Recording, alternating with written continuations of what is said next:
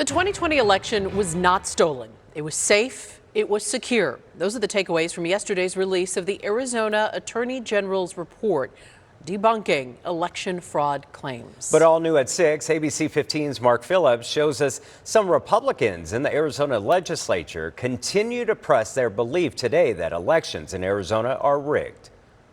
It was Republicans only attending a joint meeting on elections Thursday.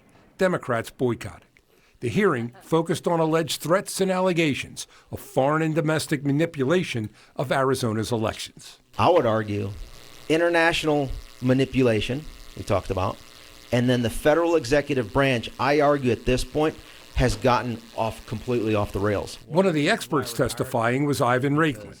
Raiklin was mentioned by name during the January 6 committee hearings for a memo he posted called Operation Pence Card, a theory the former vice president could block the certification of election results on January 6th.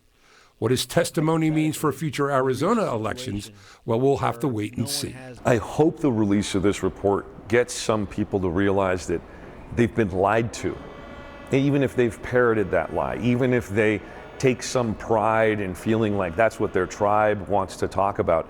It's a lie. Secretary of State Adrian Fontes's hope the release of the former Attorney General Mark Brenovich's investigation of the 2020 election will change hearts and minds seems like wishful thinking at this point. State Senator Wendy Rogers actively promoted the 2020 election was stolen.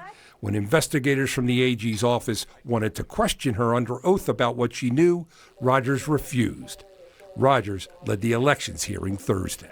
It was an unprecedented move when we filed an ethics complaint against the Attorney General. Meeting with reporters Thursday after an appearance at Littleton Elementary School in Avondale, Governor Hobbs reacted to the Brenovich election report.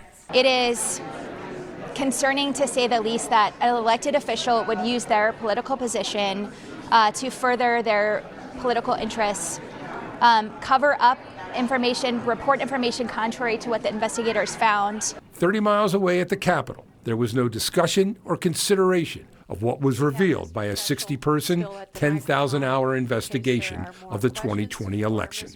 Mark Phillips, ABC 15, Arizona.